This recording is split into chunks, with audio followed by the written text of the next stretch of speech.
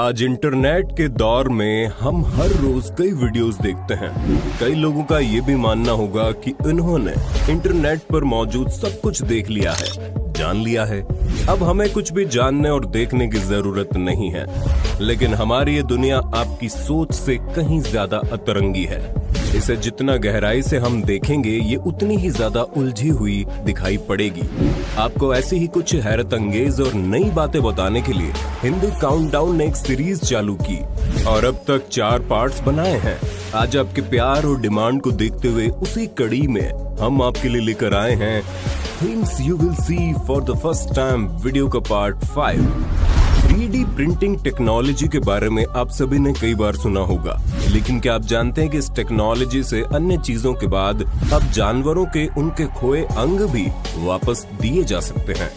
इस टेक्नोलॉजी की मदद से अब तक कई जानवरों को जीवन दान दिया जा चुका है। ब्यूटी नाम के इस ईगल की चोंच का ऊपरी हिस्सा किसी शिकारी की गोली लगने के चलते नष्ट हो गया, जिसके चलते वो शिकार करने और खाने में असमर्थ था और उसकी मौत तय थी।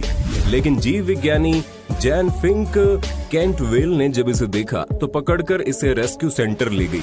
रेस्क्यू सेंटर में एक इंजीनियर, डेंटिस्ट और 3D प्रिंटिंग एक्सपर्ट की मदद से ब्यूटी की नई प्रोस्थेटिक चोंच बनाई गई और उसे लगा दी गई। आज इस 3D प्रिंटेड चोंच की मदद से ब्यूटी शिकार करने से लेकर खाना खाने तक के सभी काम साधारण रूप से कर सकता है। इसी प्रकार ग्रेसिया नामक इस टूकन की टूटी चोंच भी बनाकर लगा दी गई। इतना ही नहीं, फ्रेडी नामक इस कछुए की शैल ब्राजील के जंगलों में लगी आग के दौरान जलकर नष्ट हो गई थी। लेकिन 3D प्रिंटिंग टेक्नोलॉजी की मदद से मिली नई शैल में फ्रेडी खुश और सुरक्षित है। आमतौर पर जब हम डिस्पोजेबल कप्स में चाय या कॉफी पीते हैं तो कप पतले होने के चलते हमारे हाथ जलने लगते हैं। लेकिन न्यूयॉर्क के रहने वाले स्कॉट एमरोन नामक एक डिजाइनर ने ऐसा डिस्पोजेबल कप तैयार किया है जिसमें गर्म लिक्विड डालते ही ये कुछ इस तरह से फूल जाता है। दिखने में भले ही भयानक लगे, लेकिन कप का ये फूला हुआ हिस्सा उसी तरह काम करेगा जैसे कि एक साधारण कप में उसे पकड़ने वाला कप होल्डर काम करता है। स्कॉट के बनाए कप्स में इस तरह से फूलने के पीछे अहम भूमिका निभाती है इस कप्स पर लगी ये ब्लू स्ट्रिप। ये ब्लू स्ट्रिप ऐसे मटेरियल से बनी होती है जो टेम्परेचर हाई होते ही एक्सपैंड या कहें तो फूलना शुरू कर देती है। स्कॉट के मुताबिक ये कप्स आपको साधारण डिस्पोजेबल कप्स के दामों में उपलब्ध करवाए जाएंगे। वहीं एक व्यक्ति के कंफर्ट जोन को देखते हुए बनाए गए इन कप्स को डिस्पोजेबल कप्स का फ्यूचर बताया जाए तो कोई अतिशयोक्ति नहीं होगी। बंदरों की उछल कूद भरी हरकतों से आप सभी भली भांति वाकिफ होंगे। बंदर एक जगह से दूसरी जगह जाने के लिए ऊंची ऊंची बिल्डिंग्स को भी आसानी से फांद लेते हैं। बंदरों को कभी तार से लटक कर तो कभी एक से दूसरी जगह कूद कर जाते हुए तो हम अक्सर देखते हैं। लेकिन हाल ही में इंटरनेट पर एक वीडियो सुर्खियों में आया जिसमें कुछ बंदरों को एक से दूसरी बिल्डिंग तक जाने के लिए बिजली की तारों पर स्लाइड करते हुए देखा गया। वीडियो किस जगह पर रिकॉर्ड किया गया है, इस बात का तो कोई पुख्ता सबूत हमें नहीं मिला, लेकिन बंदरों की ऐसी हरकत लोगों को काफी अचंभित कर रही है। ठीक इसी प्रकार से जनवरी 2019 के दौरान जापान के मुत्सो में भी कुछ बंदरों को किसी प्रोफेशनल रोप वॉकर की तरह बिजली की तारों पर चलते हुए देखा गया। ट्विटर पर अपलोड की गई ये क्लिप्स भी इंटरनेट पर जमकर वायरल हुई और बंदरों की हरकत ने हर किसी को हंसने पर मजबूर कर दिया। ये इंटरेस्टिंग फैक्ट बताने से पहले हम आपसे एक सवाल पूछना चाहेंगे कि बर्फ में अगर हम गोली चलाएंगे तो क्या होगा? जल्दी से ईमानदारी से कमेंट करके अपना जवाब दे दें। जरूर आप सभी ने यही कमेंट किया होगा कि गोली बर्फ में छेद कर पार हो जाएगी, या फिर अगर बर्फ की परत मोटी है तो बर्फ को थोड़ा तोड़ कर रुक जाएगी। लेकिन जानकारी के लिए बता दें कि आपका जवाब 10 में से 8 बार ही सही होगा और बचे हुए 2 अटेम्प्ट्स में आप हैरान रह जाएंगे। दरअसल इन 2 प्रयासों में गोली बर्फ पर हल्का सा डैमेज पहुंचाकर बर्फ की सतह पर गोल गोल किसी चक्कर घिन्नी की तरह स्पिन करना शुरू कर देगी। ये प्रक्रिया गोली फायर करने के एंगल और बर्फ कितनी ठोस है इस बात पर डिपेंड करती है। सही एंगल से गोली जाने पर तो ये बर्फ को छेद कर पार हो जाएगी, वहीं जब एंगल सही नहीं रहता तो बर्फ ज्यादा ठोस होती है, तो गोली बर्फ में छेद करने के बजाय बर्फ में हल्का सा डैमेज पहुंचाकर बाउंस कर सतह पर नाचने लगती है। क्योंकि गोली गर्म होती है और उसमें अवशिष्ट ऊर्जा बची होती है, जिससे सतह पर मौजूद बर्फ पिघलती है और भाप का छोटा सा वोर्टेक्स यानी कि भंवर नीचे से ऊपर की ओर बनता है, जो गोली को अपने साथ नचा डालता है। खैर, हम आपको ऐसा करने की बिल्कुल सलाह नहीं देते। बर्फबारी के बाद बर्फ की पतली चादर से ढकी जमीन बड़ी खूबसूरत दिखाई पड़ती है, लेकिन क्या आप जानते हैं जनवरी 2019 को एंथोनी गिब्बन जब पश्चिमी ऑस्ट्रेलिया में छुट्टी बिताने गए थे, तब लगातार स्नोफॉल के चलते वो वहीं फंस गए। लेकिन कुछ डिलीवरी ट्रक ने रास्ता साफ करने की ठानी और एंथोनी ने जो रिकॉर्ड किया वो देखकर सब दंग रह गए। जी हाँ, स्नोफॉल के बाद बर्फ की ऊंचाई लगभग 13 फुट ऊपर तक पहुंच गई थी और ट्रक उसमें पूरा डूबा हुआ रास्ता बनाता साफ देखा जा सकता है।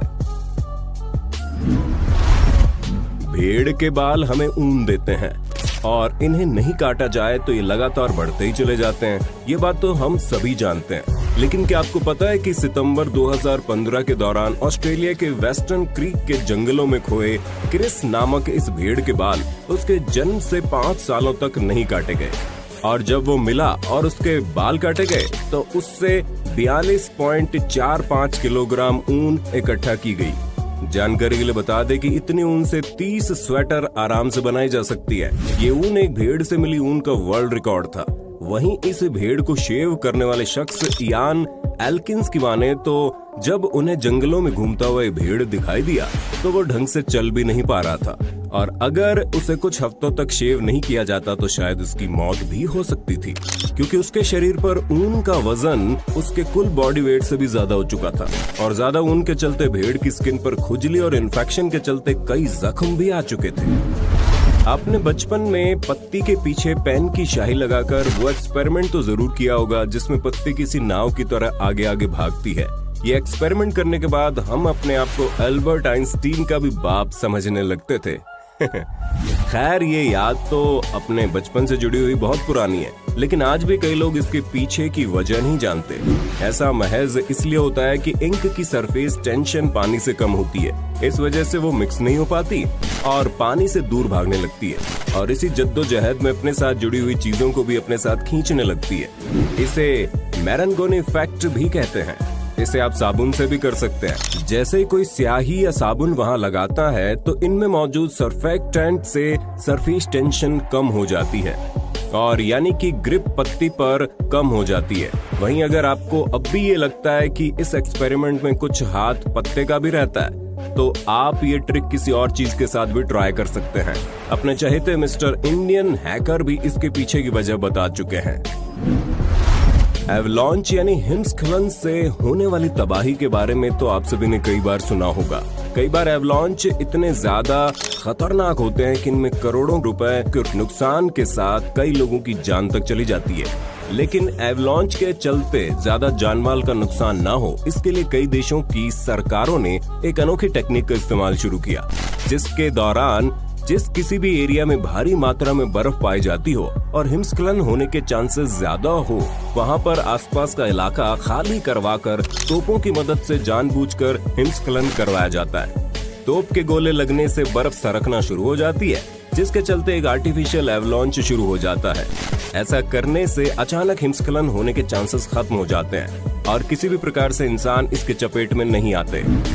हम सभी जानते हैं कि किशमिश को अंगूर से बनाया जाता है, और हमें ये भी पता है कि अंगूरों को सुखाकर किशमिश तैयार की जाती है। लेकिन एक सवाल इसके बावजूद भी हमारे मन में हमेशा उठता है, ये किशमिश बनाने का क्या प्रोसेस होता है? मतलब कि इसे सीधा सुखाया जाता है या फिर अन्य किसी तरीके से सुखाकर तैयार किया जाता है? लेकिन जानकारी के लिए बता दें कि अंगूर को सीधे सुखाकर किशमिश तैयार की जा सकती है, जैसा कि आप 50 दिन के इस टाइम लैप्स वीडियो में देख पा रहे हैं, जिसमें हरे हरे अंगूर लाल किशमिश में बदलते बड़े सेटिस्फाइंग लग रहे हैं। लेकिन कई लोग किशमिश बनाने के लिए अंगूरों को पहले उबालने और फिर सुखाने की विधि भी काम में लेते हैं।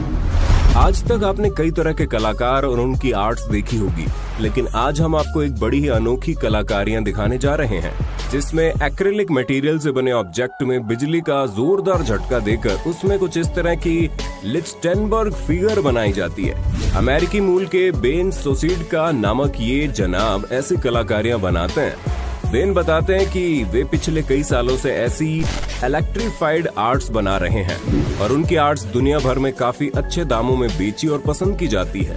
वहीं ऐसे डिजाइन्स के पीछे साइंस की यदि बात करें तो एक्रिलिक एक डाई इलेक्ट्रिक यानी बिजली का कुचालक होता है। वहीं जब इसमें एक्सीलरेटर की मदद से खरबों इलेक्ट्रॉनों को इंजेक्ट किया जाता है तो अंदर लिचटेनबर्ग फिगर बनती है।